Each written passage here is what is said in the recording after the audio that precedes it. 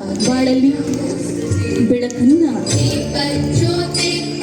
ನೀಡುವ ಆಶಾ ಕಿರಣವಾಗಿ ಮುಂದಿನ ಶುಭವನ್ನ ಕೋರುವ ಸಲುವಾಗಿ ಅಭಿನಂದನೆಗಳನ್ನು ಸಲ್ಲಿಸ್ತೇನೆ. ಅತ್ಯಂತ ಕಳಕಳಿ ಇಟ್ಟು ಈ ಕೆಲಸವನ್ನು ಮಾಡಿಕೊಟ್ಟಿದ್ದಾರೆ.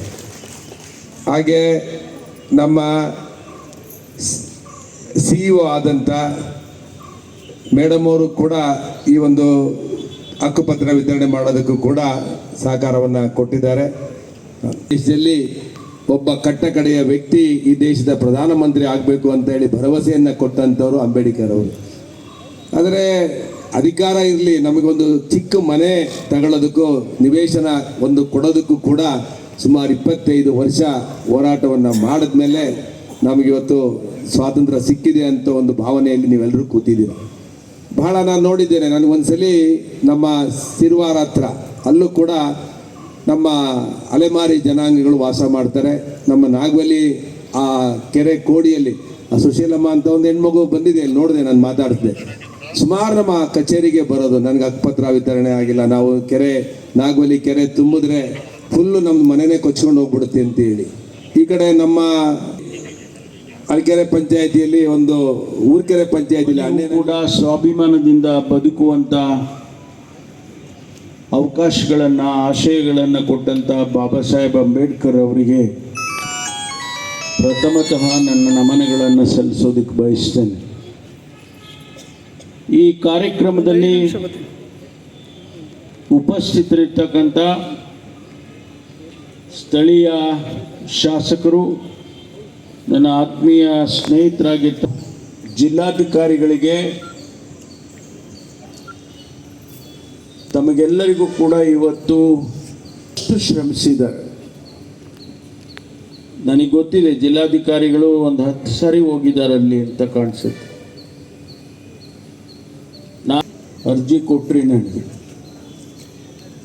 ಭಾಳ ಎಂಥ ಪರಿಸ್ಥಿತಿಯಲ್ಲಿ ಅಲ್ಲಿ ಜೀವನ ಮಾಡ್ತಾ ಇದ್ದಾರೆ ಅಂದರೆ ಅದನ್ನು ಈ ಆಧುನಿಕ ಭಾರತದಲ್ಲಿ ಅಂಥದ್ದು ಒಂದು ನೋಡೋದಕ್ಕೆ ಸಾಧ್ಯ ಆಗಲ್ಲ. ಆ ರೀತಿ ಜೀವನವನ್ನು ನಡೆಸ್ತಕ್ಕಂಥವ್ರಿಗೆ ಏನಾದರೂ ಮಾಡಿ ಇವರಿಗೆ ಒಂದು ನಿವೇಶನ ಮಾಡಿಕೊಡ್ಬೇಕು,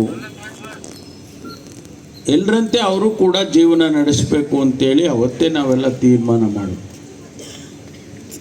ಮಾನ್ಯ ಸುರೇಶ್ ಗೌಡರು ಭಾಳ ಅಭಿಮಾನದ ಮಾತುಗಳನ್ನು ನನ್ನ ಬಗ್ಗೆ ವೈಯಕ್ತಿಕವಾಗಿ ಆಡಿದ್ದಾರೆ, ನಮ್ಮ ಸರ್ಕಾರದ ಬಗ್ಗೆ ಆಡಿದ್ದಾರೆ.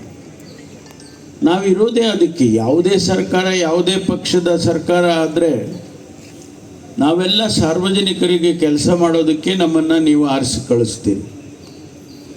ಕೆಲವು ಸಂದರ್ಭದಲ್ಲಿ ನಾವು ಅದನ್ನು ಮಾಡೋದಿಲ್ಲ. ಅದು ಜನಗಳಿಗೆ ನಾವು ಮಾಡ್ತಕ್ಕಂಥ ಅತ್ಯಂತ ದೊಡ್ಡ ವಂಚನೆ ಅಂತೇಳಿ ನನಗನ್ಸುತ್ತೆ.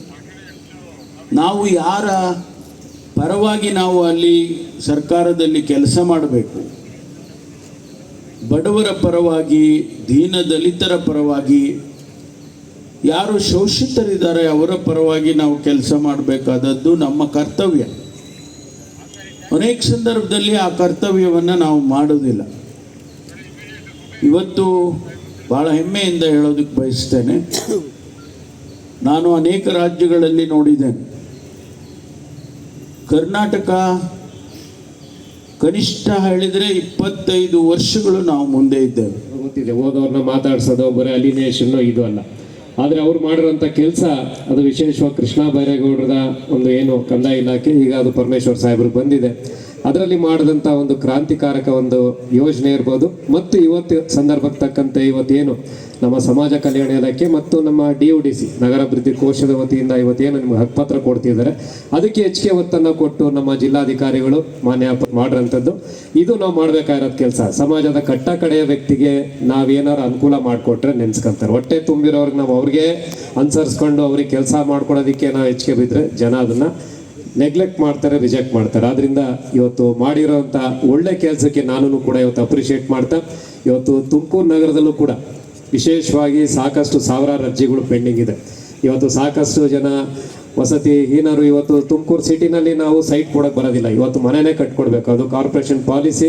ಇವತ್ತು ತುಮಕೂರು ನಗರದಲ್ಲೂ ಕೂಡ ಇವತ್ತು 1280 ಮನೆ ಕಟ್ಟಾದ್ಮೇಲೆ ಇಲ್ಲ ಒಂದು 2 ಎಕರೆ ಒಂದು ಹೊನ್ನೇನಹಳ್ಳಿ ಗ್ರಾಮದಲ್ಲಿ ಏನು DM ಪಾಳ್ಯದ ಹತ್ರ ನಾವು ಹಿಂದೆ ಬೊಮ್ಮಾಯ